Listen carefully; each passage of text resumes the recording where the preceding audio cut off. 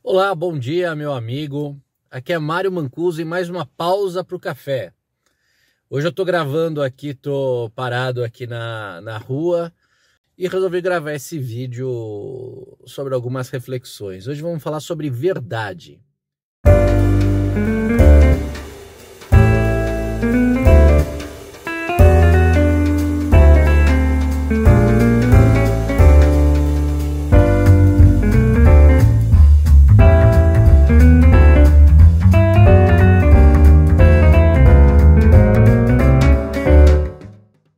A gente tem duas frases que falam sobre verdade que são bastante importantes, bastante interessantes.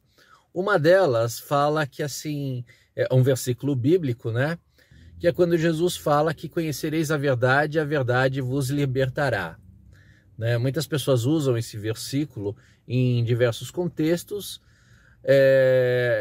Quando ele foi dito, ele era justamente uma pregação de Jesus, no qual ele dizia que ele, Jesus, é a verdade, o caminho e a vida. Então aí fala sobre a verdade bíblica, que é uma verdade absoluta, é a verdade essencial da vida.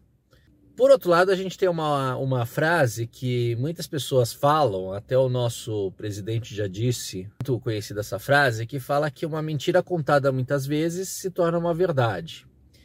E aí a gente tem dois sentidos diferentes do que é verdade. E aí eu quero trazer uma terceira afirmação, que é uma máxima do pós-modernismo que surge agora, né? Ele surgiu com o movimento pós-modernista, que fala que a verdade ela não é absoluta, não existe uma verdade absoluta, uma verdade que sirva para todas as pessoas. Então, o que isso quer dizer? Quer dizer que a verdade, num contexto pós-moderno, elas são versões, né? Elas são versões que as pessoas trazem, que cada um tem a sua verdade. É essa a ideia que essa frase ela quer passar, que cada um ele tem a sua verdade. Então que a minha verdade é diferente da sua verdade, e ambas são verdades para cada um. Então ela coloca a verdade como algo que é intrínseco, que é interior à pessoa e que ela projeta para fora. Ou seja, a verdade ela passa a ser a minha visão, minha cosmovisão, minha interpretação do mundo, diferente de algo que o mundo traz para mim. Então a gente tem essas três formas de se falar sobre a verdade. Qual que é a diferença sobre cada uma delas, né? E como que isso influi na nossa vida? Primeiramente, quando a gente fala da verdade segundo o contexto pós-moderno, no qual não existe verdade absoluta, essa frase por si só é um paradoxo, porque se não existe verdade absoluta, essa própria frase ela não é uma verdade absoluta, então logo ela pode ser contestada. Mas eu não vou entrar nesse mérito, que isso daí é pegadinha para aula de filosofia, né? Não é esse o ponto. O ponto é, realmente cada um tem a sua verdade? Então, por exemplo, vamos pensar em termos de uma crença de fé. Eu sou cristão, protestante, evangélico, batista, e eu acredito na Bíblia como a verdade absoluta. Este é meu guia, este para mim é minha verdade. Isto é uma versão. Aquela pessoa que, por exemplo, é espírita e acredita nos livros de Kardec e acredita no espiritismo, aquilo é uma verdade para ela, mas a verdade dela, ela é tão verdade quanto a minha? Ou seja, a verdade ela é algo assim democrático, que cada um pode ter a sua, ou não? Ou alguém está acreditando na coisa errada? O mundo hoje ele tende aí a essa primeira afirmação, do qual cada um tem a sua verdade e todas são válidas. Então eu não posso contestar a verdade do meu próximo, a verdade de uma outra pessoa. Se alguém chegar e falar assim, olha, a Terra é plana e eu acredito em ETs, e isso para mim eu tenho certeza, porque isso, tal, eu vou ter que respeitar, mas até que ponto, né? E é engraçado porque aí entra um outro ponto, que é o poder hegemônico, que é um discurso que Foucault trazia, que é justamente também um outro conceito do pós-moderno, que são os mecanismos de poder para você falar sobre a verdade em si, né? Então você tem determinados grupos que impõem uma verdade, impõem um contexto como essencial que deve ser acreditado por todas as pessoas. Então, por exemplo, voltando a um contexto religioso, você sendo cristão, espírita, judeu, ubandista, hindu ou qualquer outra religião, tem algumas coisas, islâmico, tem algumas coisas que não são admissíveis. Uma delas, por exemplo, é o roubo, tá? O roubo, ele não é admitido, tá? Então, isso se torna uma verdade, ele faz parte de uma verdade, de um código essencial que está acima de todas as outras coisas. É claro que, assim, até por uma questão ética, ninguém vai discordar que, então quer dizer que o roubo ele pode ser legal, ele não é errado? Não, ele é errado, né? Mas a gente pode pegar uma outra coisa, por exemplo, ideologia de gênero, né?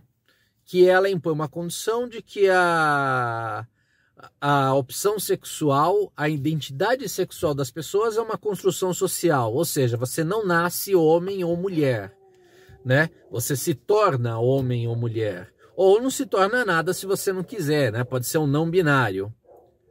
Para muitas pessoas, e a sociedade hoje, de um contexto hegemônico, ou seja, a gente tem grupos que têm poder e que tem e fazem muito barulho, eles impõem esta verdade à sociedade e eles querem que isso seja imposto, né? Inclusive com a força da lei, na qual você pode chegar e falar, não, as pessoas nascem homem ou nascem mulher, porque o que determina o sexo e não o gênero está relacionado à gramática, o que determina o sexo é uma condição genética, XX ou XY, que isso transparece através de várias características, sendo uma que é tremendamente explícita, que são os órgãos genitais, que não tem como você negar, mesmo que uma cirurgia venha a transformar isso, venha a remover isso e fazer artificialmente. Isso não muda a essência, não muda o contexto. Então, por exemplo, enfim, eu não vou entrar no mérito que já fica meio escabroso, mas enfim. Então, dentro desse contexto, as pessoas elas negam uma realidade imposta pela ciência para criar uma nova verdade. Isso é muito do pós-modernismo, certo? E a gente tem várias coisas assim. Então, isso não é uma questão de cada um tem a sua verdade, é questão de você querer impor a sua visão, a sua interpretação. E aí a gente vai para a segunda frase, que é aquela que uma mentira contada muitas vezes se torna uma verdade. Ou seja, quando a gente pega que a sexualização ela não é determinada por um fator genético, por um fator anatômico e um fator fisiológico, mas sim é uma construção social, isso é repetido tantas vezes, que acaba se admitindo como verdade. Mas isso não é uma verdade. Me perdoe, mas isso não é uma verdade. Tá? Isso não é uma verdade. Né? E aí a gente tem o terceiro ponto, que é a construção da verdade mediante a fé, que é onde a gente entra no que Jesus disse, né? Conhecereis a verdade vos libertará. Se não me engano é João 8:32, mas eu não tenho certeza, tá? Mas está no capítulo 8. Então a gente entra nesse versículo e a gente pode ir além nessa ideia de conhecereis a verdade e a verdade vos libertará. Porque quando você diz conhecereis a verdade, principalmente sempre quando a gente fala conhecer num sentido bíblico, né, isso é um tema de uma outra reflexão, a gente está se aprofundando, a gente está indo a fundo, não é só saber, é você conhecer a fundo, se aprofundar, esmiuçar, ir bem no cerne da questão. Então, quando a gente fala assim, conhecereis a verdade, você vai buscar, você vai questionar, você vai tentar contradizê-la, tá? Isso é o que todas as pessoas deveriam fazer.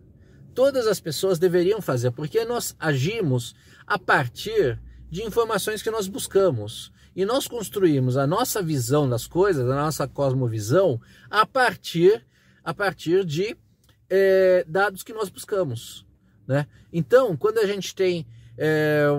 a gente quer saber, por exemplo, sobre vacinas, certo? Foi um assunto que foi muito debatido no ano de 2020, 2021, no contexto da pandemia. Vacinas. O que se sabe sobre isso? Quais são as fontes que você busca? Quais são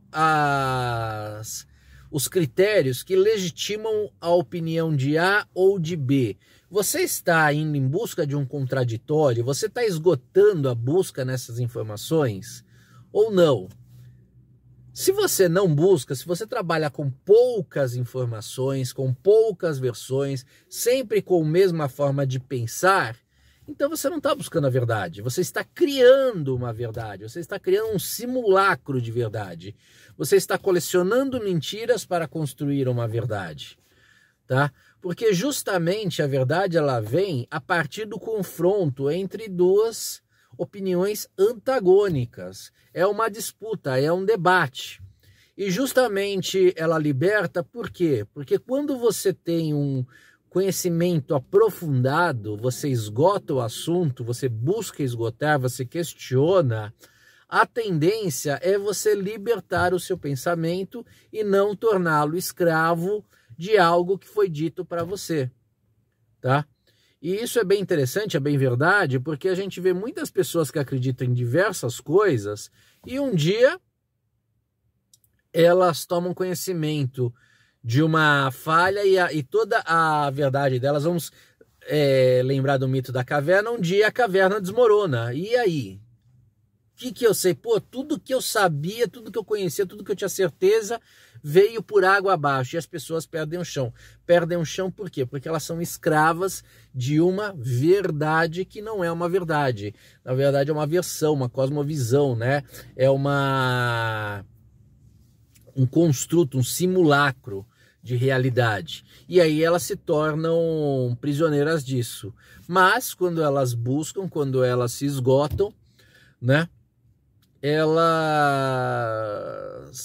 encontram uma liberdade porque elas não são presas, elas não são aprisionadas numa gaiola de uma versão.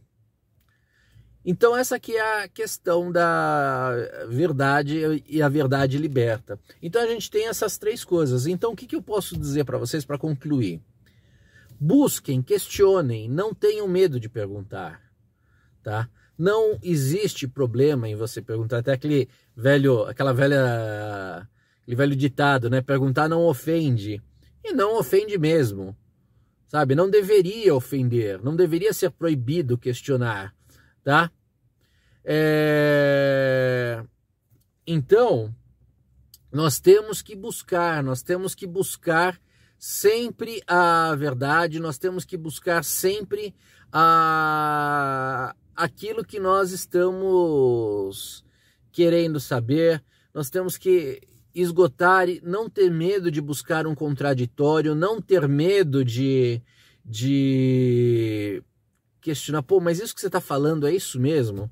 E eu vou dizer para vocês, como cristão, eu não comprei a ideia de me tornar cristão, eu me converti muito tarde, então eu tive toda uma vida não cristão, onde eu quase me tornei ateu, né? E por que eu não me tornei? Um dia eu passei por uma dificuldade, consegui sair dessa dificuldade e pronto. Não foi essa forma escapista que muitas pessoas abraçam a religião, tá?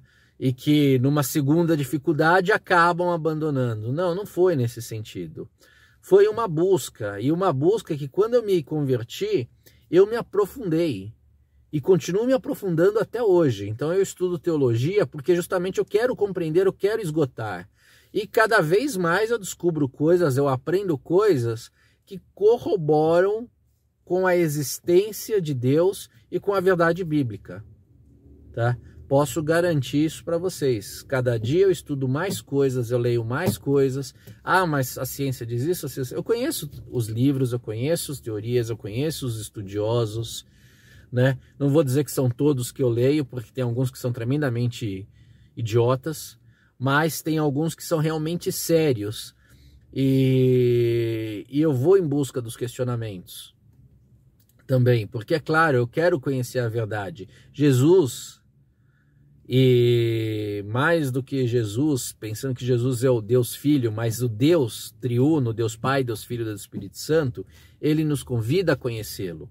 Ele quer que nós perguntemos, ele quer que nós questionemos, ele quer que nós vamos em direção a ele, né? Porque ele é a verdade e a verdade liberta. E o que ele quer é nos libertar, né? Nos libertar do quê? Da carne, do mundo, da escravidão, que inclusive não é só de vícios e prazeres, mas também é de ideias erradas, tá? De pressupostos, de paradigmas. Então é isso, pessoal. Essa foi a minha reflexão de hoje e da sua pausa para o café com o Mário Mancuso. Agradeço a sua presença, né? A gente ficou com um grande ato aí de vídeos, mas vamos voltar aí. Curta, compartilhe, deixe seu like e se inscreva no nosso canal, indique para os amigos, ok? Até mais!